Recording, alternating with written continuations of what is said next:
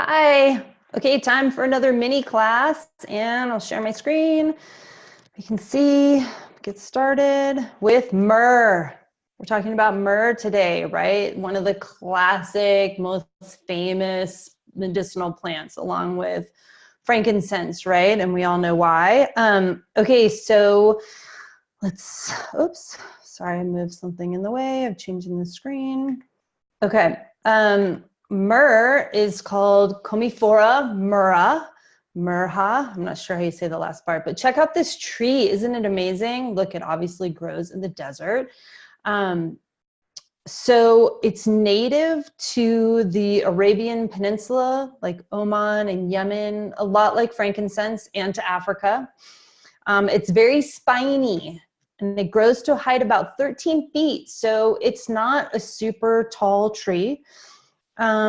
It's one of the primary trees used in the production of myrrh. So again, that's why it's always important to know your source for the essential oils, because you want to make sure that you're getting the plant that you want to get, just like geranium. You know, geranium's not always from the exact same plant. They'll use other things. Or rose, they'll use geranium and still call it rose, because the rules around essential oils are really loose. So you want to be getting this plant for your myrrh, so you want to know your source.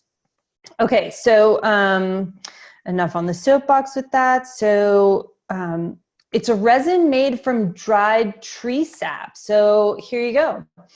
See, you make these little cuts in the tree, you make it through the bark and into the sapwood, and then the tree bleeds and a resin comes out, just like frankincense, right? Frankincense is steam distilled from a resin, done the same way, right? These plants have a lot in common. Historical uses, it's used throughout history as a perfume, incense, medicine. We know myrrh is mentioned in the New Testament as one of the three gifts, along with gold and frankincense, that the Magi from the East presented to the Christ child. So it has a huge biblical significance. Its uses are similar to those as frankincense, and when used in concert, they say that myrrh kind of moves the blood. It's blood moving, especially in Chinese medicine. And then while frankincense moves the qi, the energy, right? So one moves the blood and one moves the energetic component. In pharmaceutical uses, myrrh is used as an antiseptic in mouthwashes, gargles, toothpaste. You'll see myrrh added to things a lot as well. So, okay, so let's see, what can we use it for?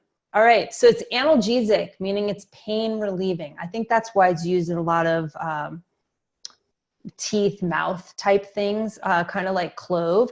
But it's also really beneficial to the gums and to the teeth in particular. And what I do with myrrh is I take a little bit on my fingers, like a drop on my fingers, and I run my floss. I run my fingers across my floss and then floss my teeth with it. And it's so good for the gums. You can also take a drop and put it on your toothbrush and brush your teeth with it as well. So those are two good uses, two ways I've used it myself. It's antiviral, so it's really good in dealing with viruses.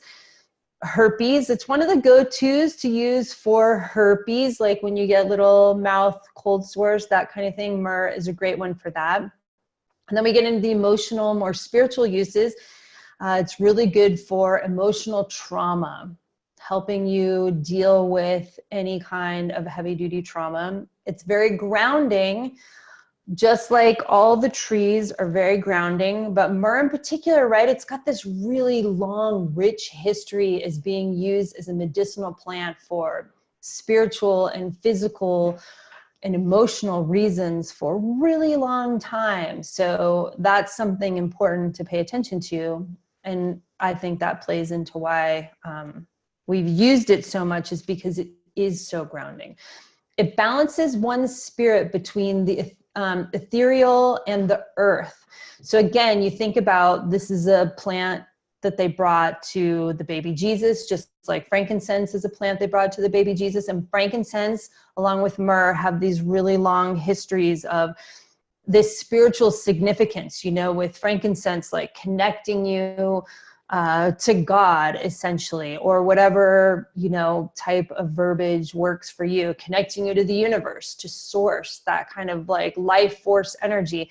Well, here's Myrrh doing the same thing, right? It balances one's spirit between the ethereal and the earth. So it's something that's used for births a lot, right? As you're coming into existence here on the earth. So these are things that you can use Myrrh for. So that's it. That's my little mini class on Myrrh. And thanks for watching and taking the time. I'm Sheridan Semple. I'm the owner of Aspen Holistic Health. I'm a medicinal aromatherapist and holistic health practitioner and nutritionist. And really my passion is just teaching you ways to heal yourself. That's what I'm all about. So thanks for being here. You can always get the oils from me. And if you're in Aspen, I teach a live essential oil class every other Wednesday here in Aspen. So you can find that on my website as well. Okay, thanks for taking the time.